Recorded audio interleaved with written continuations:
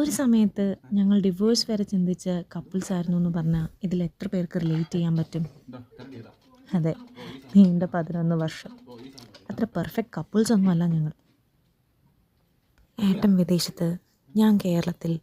വർഷത്തിലൊരിക്കൽ മാത്രം കൂടെ ഉണ്ടാകുന്ന ലോങ് ഡിസ്റ്റൻസ് മാരേജ് ആയിരുന്നു ഞങ്ങളുടെ.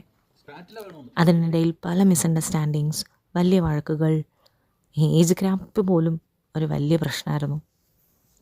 ശരിക്കും പറഞ്ഞാൽ എൻ്റെ പല പ്രിൻസിപ്പിൾസുമായി ഏട്ടൻ്റെ പ്രിൻസിപ്പിൾസ് അങ്ങോട്ട് ഒത്തുപോകുന്നുണ്ടായിരുന്നില്ല. തിരിച്ചും അതങ്ങനെ തന്നെ.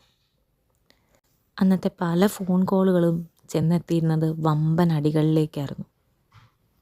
ഒരുപാട് മിസ്അണ്ടർസ്റ്റാൻഡിങ്സ്, ഒരുപാട് പൊരുത്തക്കേടുകൾ. പിന്നെ ഞങ്ങൾ ഒന്നിച്ചെടുത്തൊരു തീരുമാനമായിരുന്നു UK മാറ്റം. ആദ്യമായി നമ്മൾ മാത്രമുള്ളൊരു ലോകം. അതൊരു ലേണിംഗ് പ്രോസസ്സായിരുന്നു. ഒന്നിച്ചുള്ളൊരു ജീവിതം. ചെറിയ ചെറിയ കാര്യങ്ങൾ പോലും ആദ്യം വലിയ വലിയ പ്രശ്നങ്ങളായി തോന്നി. പക്ഷേ ടൈം ഹീൽസ് ആൻഡ് ചേഞ്ചസ് എന്നല്ലേ.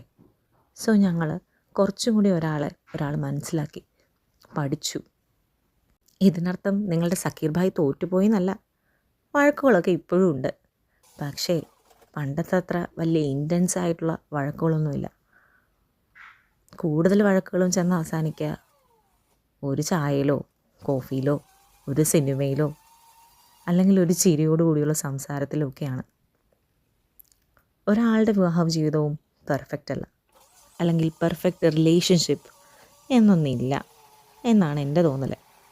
പരസ്പരം മനസ്സിലാക്കാനും അങ്ങോട്ടും ഇങ്ങോട്ടും പഠിക്കാനും ഇത്തിരി സമയം കണ്ടെത്തിയാൽ ചിലപ്പോൾ നോർമൽ ഡേയ്സ് പോലും സ്പെഷ്യൽ ഡേയ്സ് ആയിട്ട് മാറും. രണ്ടുപേരും രണ്ട് വ്യത്യസ്ത സാഹചര്യത്തിൽ നിന്ന് വരുന്നവരാണ്. അപ്പോൾ എങ്ങനെയൊക്കെ പോയാലും കുറേയൊക്കെ സ്വരച്ചേർച്ചകൾ ഉണ്ടാകും.